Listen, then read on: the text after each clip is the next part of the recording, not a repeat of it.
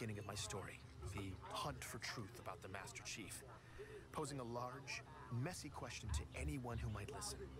And now, even though I wasn't sure how to process all of it, answers were flooding in. I suddenly had direct access to a hive mind that spanned the galaxy, and it was buzzing loud. Great work on the show. It's a sick pantomime. This has to stop. Before that, though, it had been quiet.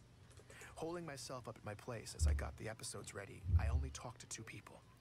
Petra called to make sure I'd made it back from ONI in one piece, and I called Ray about the fiasco on my flight. He said he'd start digging into Walker's identity. I didn't tell either of them about my plan. No one knew. After blowing past my deadline to turn in all the files to my employer, I'd been ducking calls from Sully's office, buying time to finish up.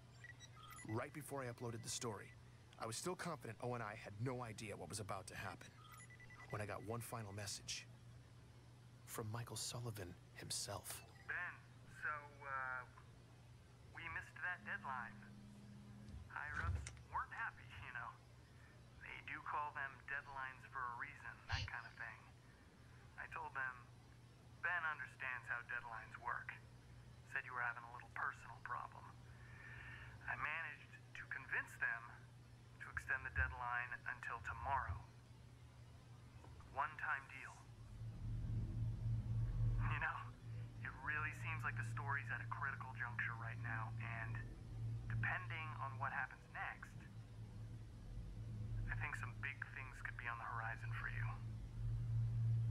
I'm excited. Anyway, just checking in one last time.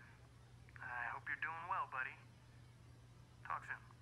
All the thoughts I'd been avoiding, the possibilities of how ONI would deal with this, started creeping up my throat, but I pushed them down.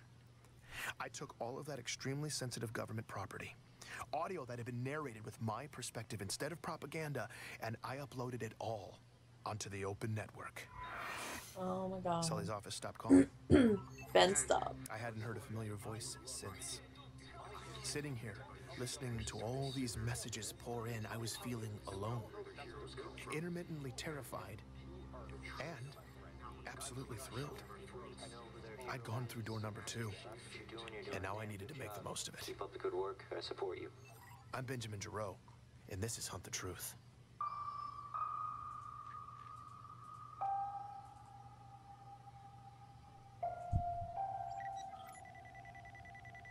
Sounds like a freaking Star Trek alarm doorbell.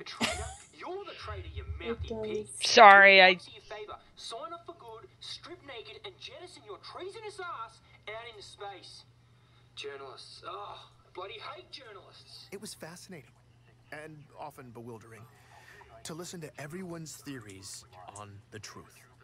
But I've been way more excited to use all this feedback to figure out the facts. This rat's nest I'd been left with. Message after message confirmed what Ellie had said. Every outer colonist who'd heard this story seemed to agree. There were no insurrectionist abductions in John's city. There was no boxing on John's planet. And yes, glassed planets have bad records. Taken together, all these messages were starting to give me a clearer picture. Between the witnesses I'd been provided and all the central government records, one thing was clear. ONI was telling an elaborate lie. But why? To cover up what? Listeners had clearly drawn the outlines of this fiction, but the most resonant takeaway from all those messages was something else. A strong indictment of one person. The only person who placed John alive in Elysium from the ages of 6 to 13. Dion, the boxing coach? He's a liar, God. He's a liar. I didn't even know what boxing was until I moved off-world. Ellie had been right again. There was absolutely no boxing on Eridanos 2.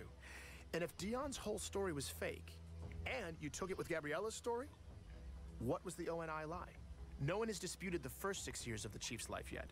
So the question I'm left with is, what really happened to this young man between the ages of 6 and his first day of boot camp at 16?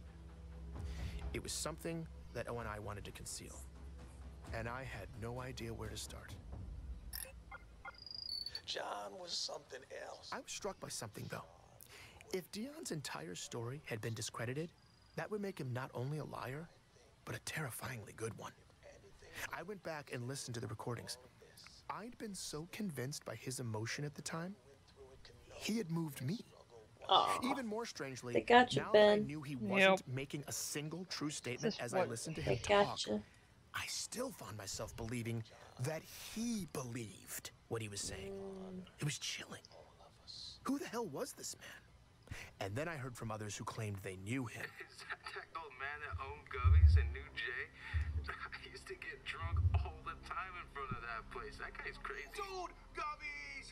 That's my cousin's old boxing coach, man. That man was an institution in our neighborhood. But then you're up there blasting the guy like you and that Ellie. So what? His story doesn't make sense. You gotta be like 85 years old by now.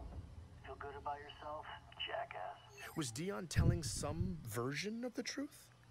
Had O&I actually gotten a vulnerable man to tell all these lies? And not just tell them, but believe them. Convince him that a fake story about his own life was real?